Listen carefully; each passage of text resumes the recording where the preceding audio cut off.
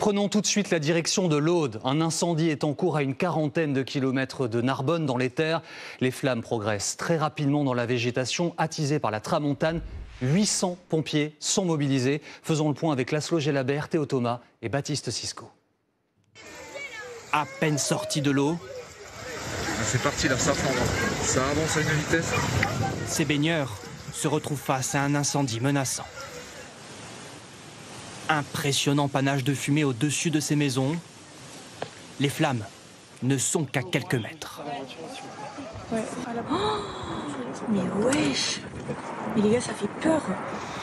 Depuis le milieu de l'après-midi, ces habitants angoissés ont gardé les yeux rivés sur cette colline.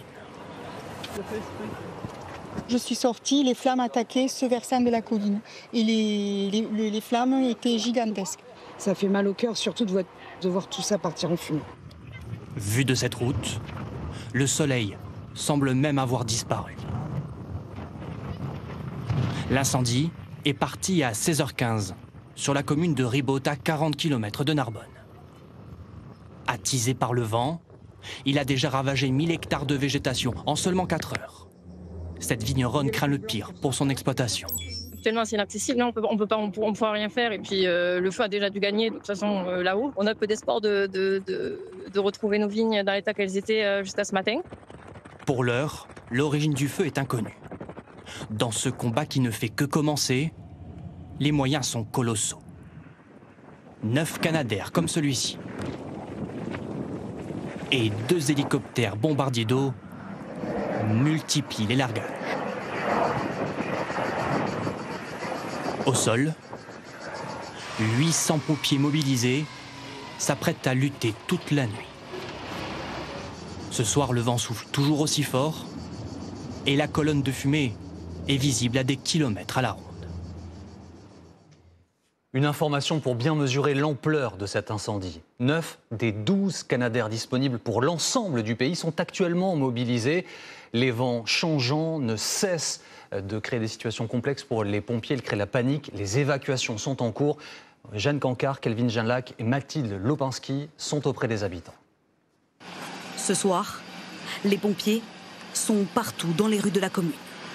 Sous les yeux des habitants, les flammes avancent.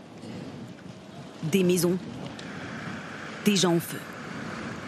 Au milieu des fumées, visage masqué, Nathalie doit fuir avec sa famille. On a laissé notre maison et tout, on a une autre voiture, mais j'ai dit à mon mari, en plus il est presque handicapé, dépêche-toi, monte, on s'en va tous. On a juste laissé nos chats dans la maison. La panique, la peur envahit les habitants.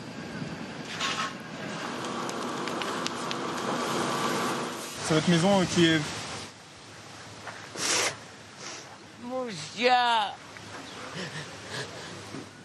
D'autres doivent mettre leurs chevaux à l'abri. Il y a le feu là-bas et là on évacue les chevaux, les animaux qui est un peu partout. Combien vous en avez évacué? Des chevaux? Oui. Pour l'instant 4, il y a des poneys devant. Et après, pour le reste, là-haut c'est mort. Les habitations qui ont brûlé là-haut, il y en a qui commencent à brûler à l'entrée du village là.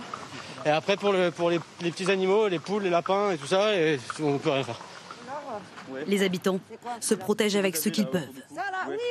Avant de quitter la commune, cet homme tente d'empêcher les flammes de détruire son véhicule de travail.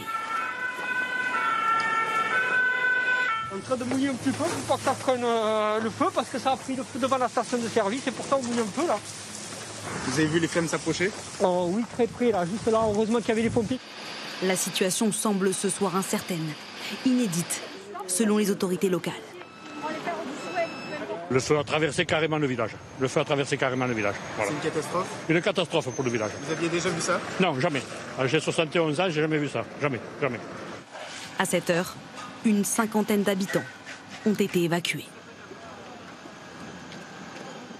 Retrouvons Kelvin Janlac à Saint-Laurent de la Cabrerie. Kelvin, la difficulté principale ce soir, ce sont donc les vents qui ne cessent de tourner et qui multiplient les fronts sur lesquels les pompiers doivent combattre les flammes. La situation ici est extrêmement difficile, vous en doutez, pour les pompiers. Le ciel bleu est devenu gris en quelques minutes car le feu progresse vite en raison des rafales de vent jusqu'à 60 km/h et un vent tourbillonnant. Il fait très chaud, 32 degrés encore ce soir et le taux d'humidité est lui très sec. La priorité pour les pompiers ce soir, c'est la protection des habitations.